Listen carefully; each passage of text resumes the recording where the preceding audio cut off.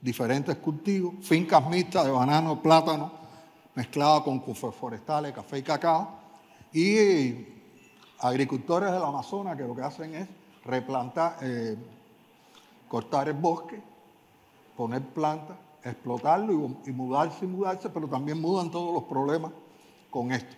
Entonces este es el mundo que existe.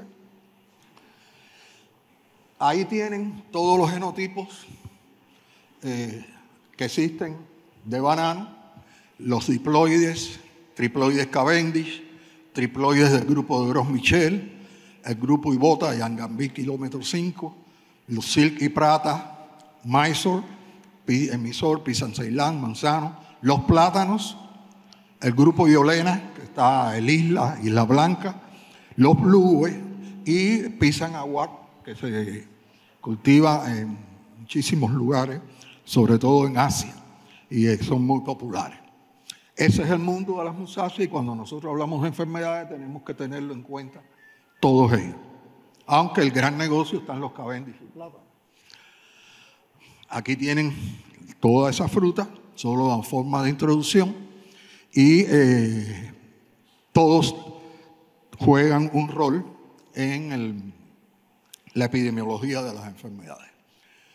Estos son los virus que hace unos años se describieron en banano, el BBTB, Asia, Australia, África, el CMV, disperso en el mundo entero, el banana, el rayado, el banana street virus, el mosaico de la bráctea, el mosaico suave del banano, el virus X que solo está en Guadalupe y el mosaico de la vaca que se confunde a veces en los síntomas con el bunchito. Muy rápidamente, los virus, aquí tienen los virus, el mosaico de la bráctea, está muy diseminado Asia. El CMV, el virus del mosaico del pepino, Cucumis mosaic virus, que es amplia distribución mundial y que casi todos los países tienen, solo y en mezcla con otros, con el rayado, el banana street virus, que tienen diferentes formas, le dan todos esos síntomas que aparecen ahí, y el virus del bunchy top, que es el cual nosotros vamos a centrar la mayor parte de nuestra presentación más adelante. En el caso del virus del rayado, ustedes tienen conciencia que hubo afectaciones, estando yo en el CIBE hace algunos años, estuvimos viendo estos problemas, produce todos estos síntomas y hay veces que los que no tienen experiencia los confunden. Hay un rayado de las hojas, necrosis, rayados, aparecen necrosis en el pseudotallo, se abre el pseudotallo y hay necrosis interna. Lo transmiten. Todo es causado por un complejo de especies que están ahí. El ovino leguay, Goldfinger, Mysore y MOF, Cavendish virus, banana streak acuminata, Vietnam, banana streak Uganda, Uganda I, Uganda J, KL. En asterisco nosotros hemos confirmado la presencia en los germoplasmas de Cuba de este virus. Y estos son daños que se pueden producir en la fruta cuando hay activación del virus. El virus tiene dos formas, una que está en el citoplasma como partícula viral, pero también hay secuencias del virus que están a nivel del ADN que se activan bajo condiciones de estrés. Entonces la gente dice, bueno, pero ¿de dónde salió el virus? No, es que el virus está en el ADN de la planta normal y hay activadores que bajo estrés hacen que se haga la partícula episomal. Y nosotros hemos estudiado de los pseudocóxidos que están en las plantas, nosotros sabemos estas especies que están ahí que pueden transmitir el virus. El virus se transmite por semilla y se transmite por los pseudocóxidos. El Cucumis virus es ampliamente distribuido, es muy severo cuando está en mezclas con el strip. Estas produce deformaciones, clorosis. Hay razas más suaves, razas más severas. Y tiene una amplia distribución. Si ustedes quieren saber de CMV, viajan a la isla de San Vicente y Granadina y ahí tienen cualquier cantidad. Yo no he visto país en el mundo con más severidad que en la isla de San Vicente. Lo transmite Rhopalocyphus maidi, Myxus persis y Apis gossypii. Es ampliamente distribuida, infecta 80 especies de plantas. Lo transmite semi-infectadas, 60 especies de áfidos, incluyendo Apis gossypii, Rhopalocyphus maidi y Rhopalocyphus pruniformis y Myxus persis, que son muy comunes en todos nuestros países. El mosaico de la bráctea, que está en el sudeste asiático, la India, ahí está, y algunas islas del Pacífico, es un potivirus, fue hace tiempo descrito, lo transmite Rhopalocyphus maidi y da esos síntomas de mosaico en hojas y en las brácteas florales, en los pseudotallos, en los pecíolos de las hojas. Está siendo diseminado, está bastante diseminado en Asia, y todas las plantaciones de Filipinas tienen sistemas de monitoreo para su manejo. Se transmite eficientemente por semilla. El mosaico de la baita pertenece al grupo de los potivirus, ha causado pérdidas de rendimiento de medias a severas. En Filipinas el 40% de rendimiento en algunos clones que son muy populares, como el cardava y el saba. Lo transmite de forma no persistente el Rhopalocyphus maidi. Es lo que explicaba, transmitido en plantación, material de plantación. Y hay antecedentes que se transmite en plantas de cultivo tejido de aquí, que hay que tener certificaciones de la sanidad del material. Un tema que después, cuando hablemos con el banana del Bunchy Top, vamos a volver a tocar. El control se basa en el uso de plantas certificadas libres, la eliminación de plantas enfermas y la reducción de la población de áfidos en los campos. Vamos al tema que más nos preocupa, que es el banana Bunchy Top, y por el cual la FAO y el OIRSA están haciendo un programa de alerta, prevención. Estamos escribiendo un plan de contingencia para el caso de una incursión y estamos haciendo va a haber un material que va a salir el mes próximo, sobre movimiento seguro de germoplasma, que trae todos los patógenos que se pueden mover en semillas y en vitroplanta, en material de propagación.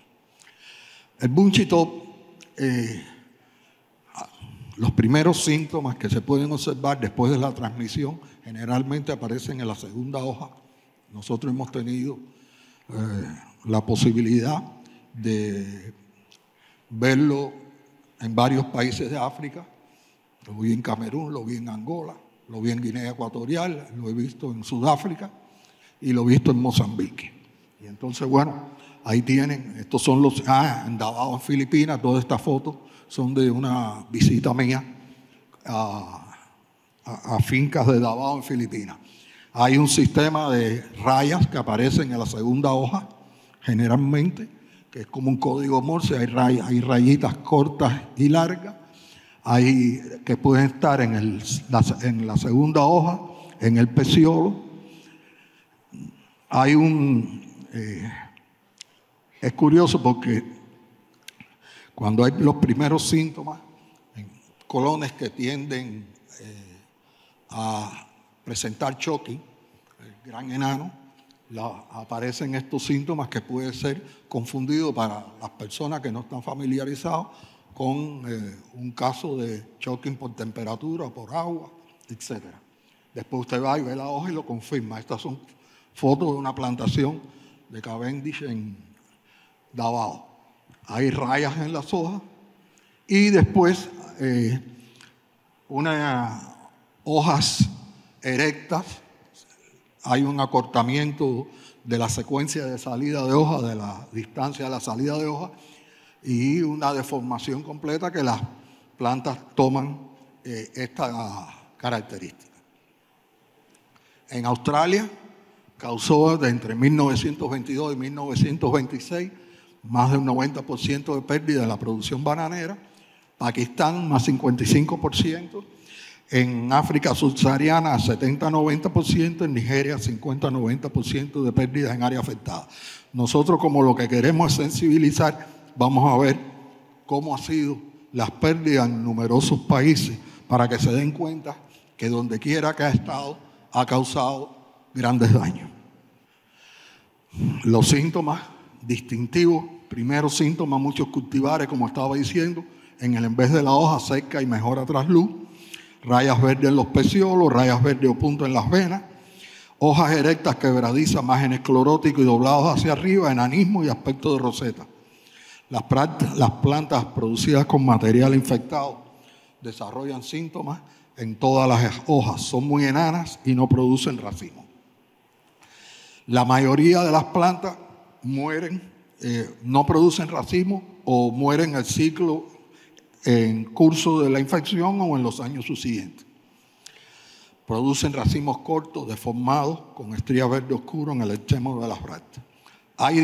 Se han descrito diferentes razas muy severas. En Taiwán hay razas suaves que producen rayados limitados. Y pueden confundirse, como yo le decía, con el mosaico del abacá.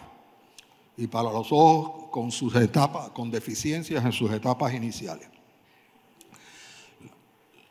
Ahí ven la imagen a trasluz y estos síntomas en forma de gancho que son muy característicos, las rayas en los peciolos y de las hojas, de la vaina de las hojas. Esa es una confirmación cuando usted tiene una planta que muestra arrepollamiento, que usted está muy probablemente en presencia del virus. Ahí tienen en plantación comercial lo que ocurre a la izquierda, lo que ocurre, y en la segunda foto se ve cómo atrás de una planta aparentemente normal apareció. Y este es el estado más típico de la enfermedad ya avanzada. Aquí diferentes síntomas. En la imagen de la izquierda se ve una hoja que ha salido y que comienza a tener los márgenes cloróticos y un plegamiento hacia arriba del pecíolo. Ese es un síntoma bastante, y después, bueno, la rigidez de las hojas. Aquí ven síntomas en Angola, este síntoma lo tomé en una colección de germoplasma en Guangdong, en China, y en Laos en el 2016. Los rebrotes todos salen infectados. Esta es una foto que me brindó el doctor Chipan Chao, y ven plantas en plantaciones del Cavendish gigante en Taiwán.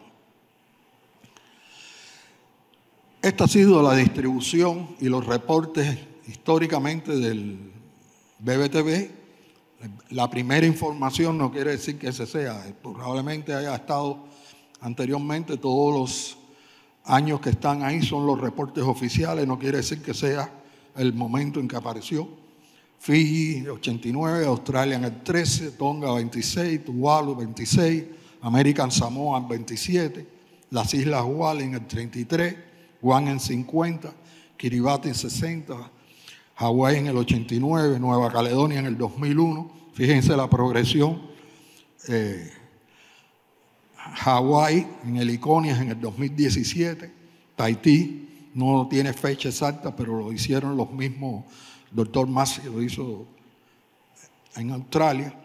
En Asia, Sri Lanka, Filipinas, la India, Irán, Taiwán, Hong Kong, Malasia, Myanmar, Vietnam, Indonesia, Camboya, China, Bangladesh, Pakistán, Japón, Tailandia, Corea, Laos, África, que es el que ha despertado ahora la preocupación, Egipto en el 1901, Congo 58, Zaire en el 60, y si ustedes ven en la parte de abajo la progresión que ha tenido desde 2012, desde 2008 hasta el momento, que es continua los casos.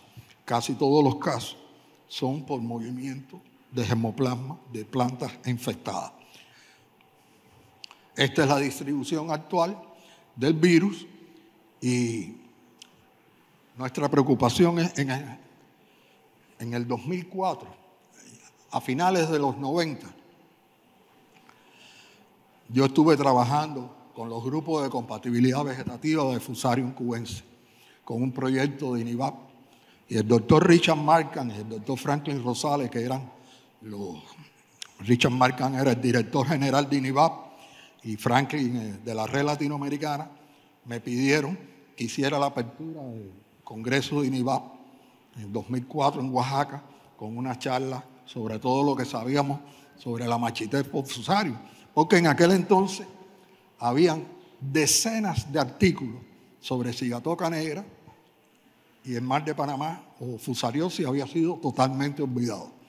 En todo el Congreso habían el único artículo y la única presentación fue la charla de apertura. Pero a mí en ese momento era impensable que, habiendo tenido la historia antigua, nosotros tuviéramos en América una introducción de raza 4 tropical que la veíamos en el sudeste asiático y la veíamos en el Medio Oriente. Y como ustedes ven, se repitió la historia. Las compañías movieron personal, material y tenemos hoy 3 países con la Machitepo fusarium en raza 4 tropical. Eso nos ha llevado a decir que la historia puede repetirse con este proceso, porque ahora en febrero, estando en una reunión en El Salvador, yo no estoy criticando, para que no se malentienda, yo no estoy criticando a las compañías que producen vitroplantas y venden plantas de cultivo tejido. Lo que estoy diciendo es que los programas nacionales de protección fitosanitaria tienen que exigir las certificaciones y las fuentes de origen de esos materiales. Porque el BBTV pasa, y como el mosaico de la bráctea, como el CMB, pasan por el cultivo tejido. Hay casos en Brasil, te señalé porque eres de Brasil, no porque tú tengas que ver con eso, Dani. Hay casos en Brasil de detección en la cuarentena de plantas infectadas de vitroplantas importadas infectadas con BBTV. Quiere decir que no estamos diciendo nada que no haya ocurrido. Y eso nos ha llevado a que debemos empezar un proceso de alerta y prevención, porque es una enfermedad muy difícil, una vez presente, de controlar.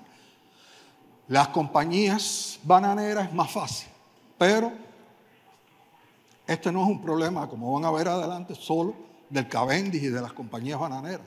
Este es un problema que una vez que se establece, los áfidos, Pentalonia nigronervosa, lo va a mover a muchos actores que producen musáceas de diferentes genotipos.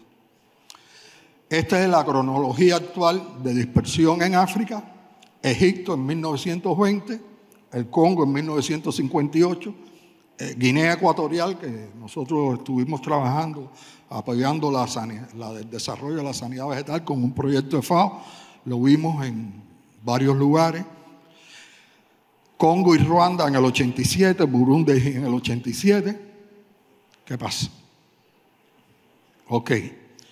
República Centroafricana en el 94, Camerún 2008, Angola 2008, Mozambique y Zambia en 2007, Benin, Nigeria, Togo, Uganda, Tanzania y Sudáfrica. Hay una dispersión y hay que estar atento a eso. Togo es el único país que entró y lo logró erradicar. Han ocurrido 2 eventos de introducción separados en África. Se introdujo de diferentes lugares en 2 momentos diferentes, primero en Egipto y después en el Congo. ¿Cuáles son los factores que han determinado la diseminación? Primero, que la enfermedad fue ignorada, a pesar de su impacto conocido para la producción de musáceas.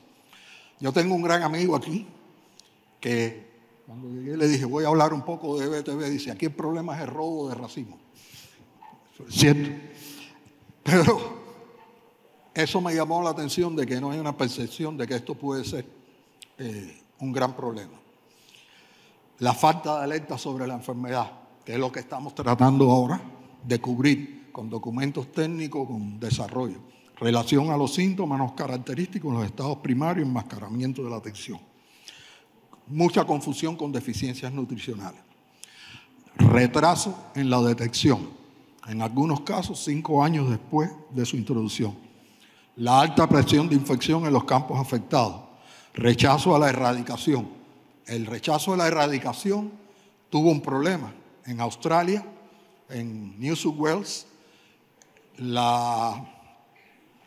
hubo que hacer una ley porque como la erradicación es costosa, aquí se habló algo de esto los otros días, como la erradicación es costosa, la gente no declaraba la enfermedad.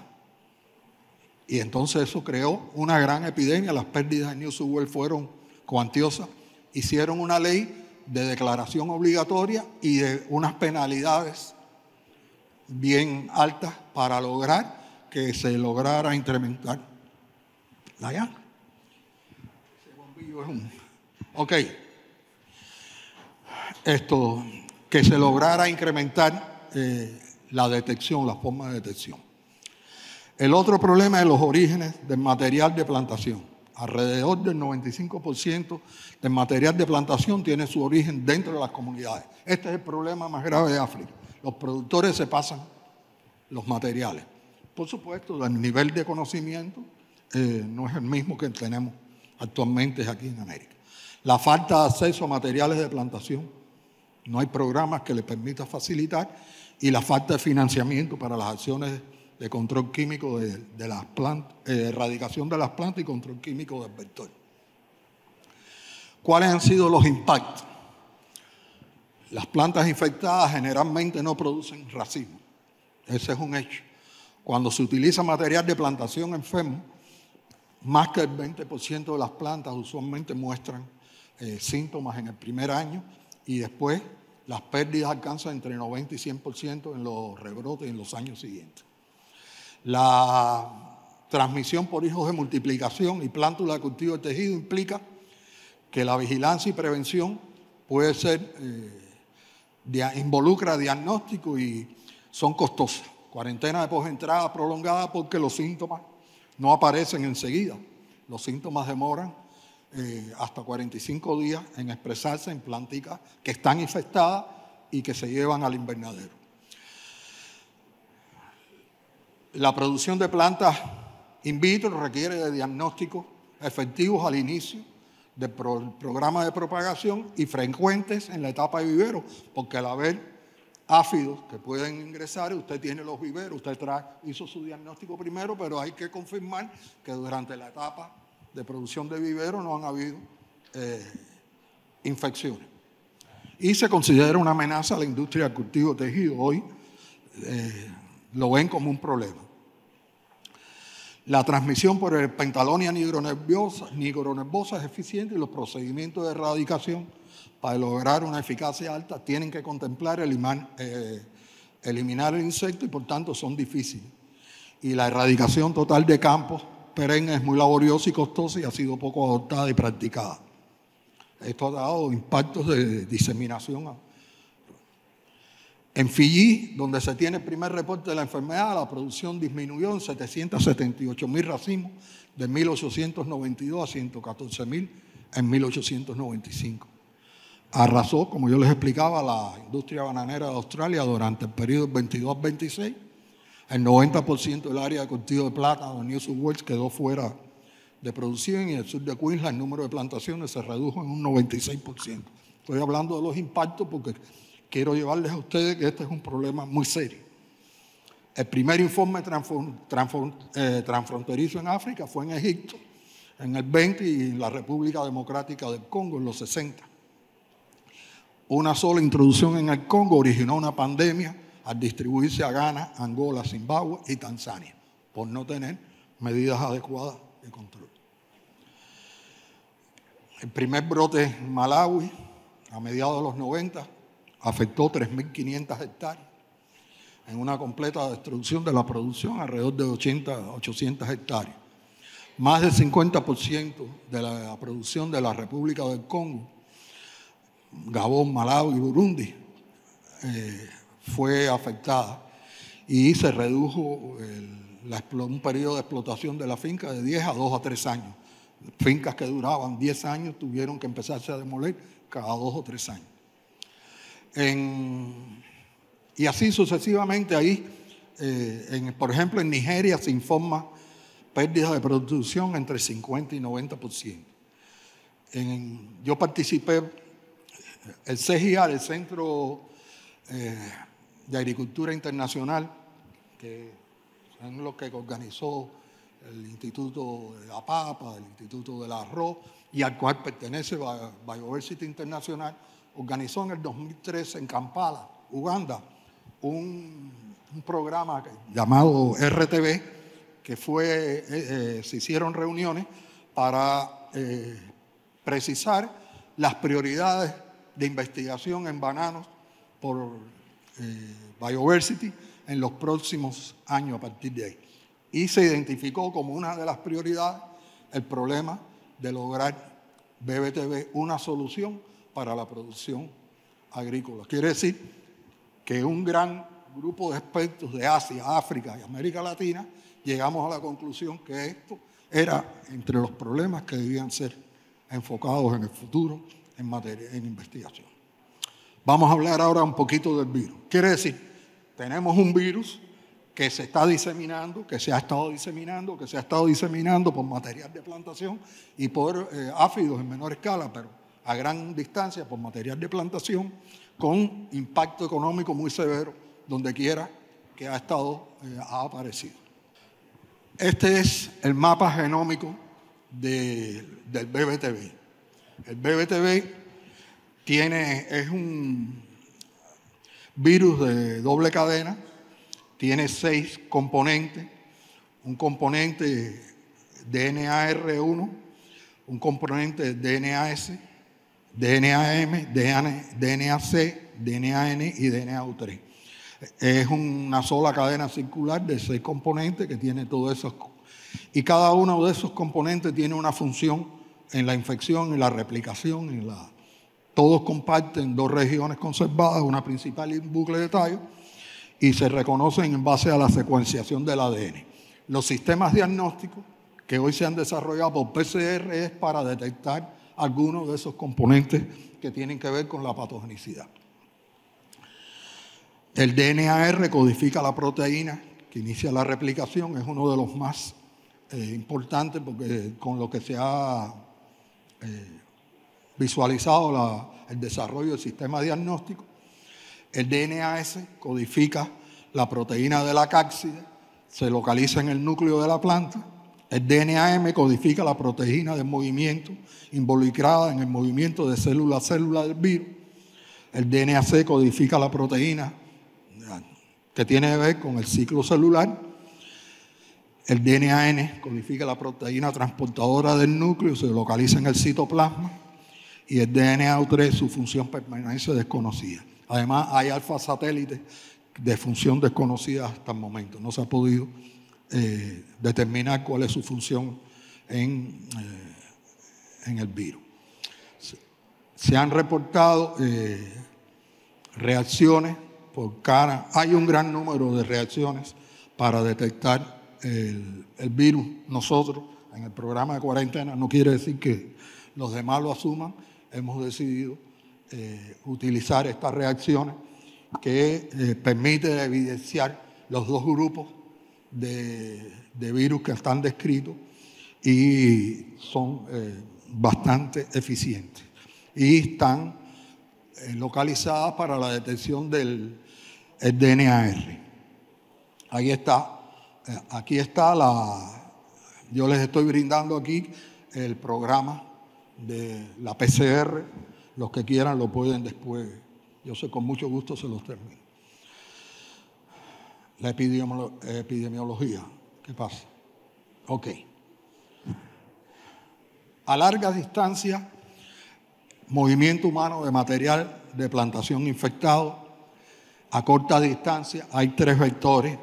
Indiscutiblemente el más importante es Pentalonia nigronervosa, porque Pentalonia caladi lo transmite eficientemente, pero Pentalonia caladi, su rango de hospedante está a la musácea, pero no es es su principal. Y Styroneura acetariae, hay una infección, hay una investigación, es a nivel de investigación y no a nivel de infección natural en campo. El principal vector de la enfermedad musácea es los áfidos, es el uso de material, tanto material agámico como material en vitro planta, y no se transmite mecánicamente por el suelo. Quiere decir, o lo transmites por la semilla o lo transmiten por los vectores. Por la semilla a larga distancia, porque el hombre es capaz de moverla, y a cortas distancias por los áfidos en los sitios. Se transmite en todos los tipos de semillas. Una vez, de aquí es importante decir que el uso de semilla agámica cuando está la presencia. Y las plantas de cultivo, te digo, provenientes de plantas infectadas, puede estar asintomática mientras están en vivo. En viveros desarrollan síntomas en un mes y hasta el 79% pueden desarrollar síntomas después de los 5 meses. Esto es un problema con la cuarentena, porque la cuarentena empieza por la inspección visual, pero en la inspección visual no lo va a encontrar. Entonces lo pone en aislamiento. Si lo pone en aislamiento, tiene que tener un aislamiento cerrado y larga duración, mucho tiempo. Es caro. Por eso estamos insistiendo que los organismos nacionales de protección fitosanitaria tienen que exigir certificaciones y tienen que chequear un número de muestras para verificar que esas certificaciones que se entregan están correctas. Los vectores reconocidos es Pentalonia nigronervosa, Pentalonia caladi y Styroneura acetariae. Habíamos visto esto, esos son los áfidos. Nigronervosa puede infectar en carica, anacardáceas, canáceas, colocaceas, heliconia, musáceas y zingiberáceas. Caladi coloniza caladium, cúrcuma y cristoperum. Lo que quiero demostrarle que es posible. Y la cosa es que sí hay que decir que nigronervosa es el más importante de los dos, aunque tiene la posibilidad Pentalonia caladi también lo transmite de manera circulativa, persistente, no propagativa, requiere periodos de adquisición e inoculación extendido con un periodo de latencia y retención por 2 semanas. Todos los estadios de vida transmiten el virus con una incidencia individual entre 10 y 67%. Los adultos transmiten el BBTV más eficiente que las ninfas del tercer instar, un periodo mínimo de cada 4 a 17 horas y un mínimo de inoculación de 15 minutos a 1 hora y media. Detención de la infectividad de entre 13 y 20 días. Periodo de latencia mínimo desde pocas horas hasta 2 días. No se replica en el vector ni se transmite a la descendencia perternocárpica. Las tasas de crecimiento son más importantes entre 25 y 30 grados. Y los síntomas aparecen en la segunda hoja emitida 14 a 20 días aproximadamente. Por eso es que cuando usted quiere indagar, busca la segunda hoja para ver la presencia de las rayas. La transmisión, la probabilidad de infección en el primer año, junto a una plantación infectada, es menos del 80%, de 50 a 1000 metros, menos del 27%, y más de 1000 metros, 5%. Esa es la vida, está determinado por los áfidos, los periodos de vuelo de los áfidos y la mayoría. Para adelantar, la mayoría de los cultivares son susceptibles, no se conocen cultivares resistentes. Hay reportes de resistencia en la literatura, pero se basan mayormente en observaciones que no tienen que ver con comprobación de que fueron infectados. En Camerún, los plátanos Cavendish y Pita 23 fueron muy susceptibles. Gros Michel y Pisan Aguat exhibieron síntomas menos severos, y aunque todas las especies son susceptibles al BBTV, en las observaciones de campo no conclusivas, las que contienen el genoma barbiciana pueden ser más tolerantes. Eso son observaciones de John Thomas Y en Filipinas las poblaciones derivadas bavicianas no pudieron ser infectadas después de infecciones repetidas con áfido en causas de vegetación. Este es el rango de hospedantes en zingiberales, las musáceas, las zingiberacées, las canáceas y las heliconias. Y en las alismetales, en este caso las aráceas, las colocáceas, son susceptibles y pueden hospedar el virus. Hay razas fuertes y razas suaves. Han sido encontradas en el sudeste asiático. Vamos a adelantar. La detección, hay variedades de ensayos para el BTV, algunos en estrategias convencionales, otros más nuevos, voy a ir muy rápido. La identificación, hay algunas indicaciones que sí quería dar. La identificación de síntomas es más asequible y útil para detección en campo. Los campesinos carecen de tecnología, sin embargo, después que se detectan, usted debe comprobar. El ELISA es el método más robusto. Los métodos basados en la PCR son efectivos y sensibles, pero costosos, muy útiles en confirmación en programas de producción de material de plaguación y vigilancia cuarentenaria.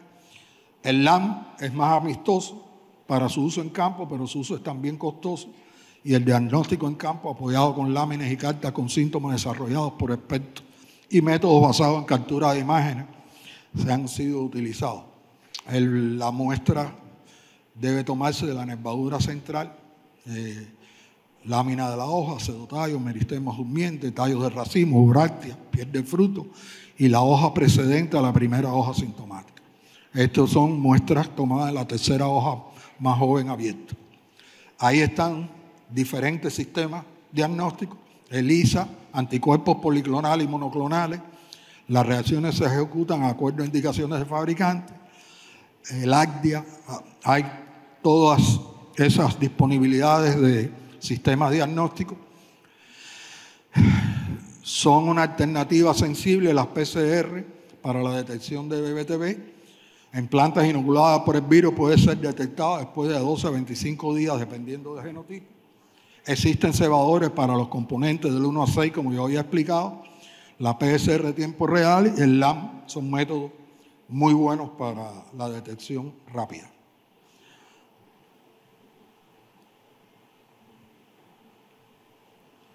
Detección mediante múltiples. Hay un estudio que el múltiple PCR permite detectar 4 o 5. El indexing ring-text permite detectar BBTV, SMB, mosaico de la bráctea y el mosaico suave del banano. Y han sido desarrollados artefactos de flujo lateral y los extractos de plantas de banano pueden tener hay que tener en cuenta que pueden tener efectos inhibitorios de la PCR. Rápido, todos esos sistemas están bien descritos y son eficientes por diferentes partes contra diferentes objetivos del genoma del virus. Y el LAMP, nosotros volvemos a decir, hemos estado adaptando el método de Furuya que permite ver los dos grupos del virus. La vigilancia y monitoreo de plantas enfermas. Ahí hay brigadas que al mismo tiempo hacen raza 4 tropical, hacen mosaico de la bráctea y hace rayado del banano y hace el BBTV. Y esos individuos bien entrenados tienen una gran capacidad para detectar las plantas. Hay que incluir todos los sitios de protección, patios, áreas pasajistas y áreas naturales. Se han detectado los modelos de detección remota.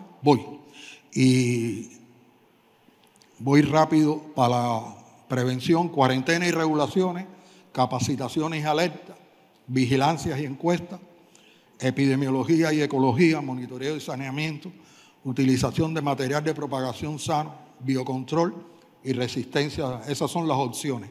No las voy a desarrollar, pero por áreas del tiempo vamos a seguir.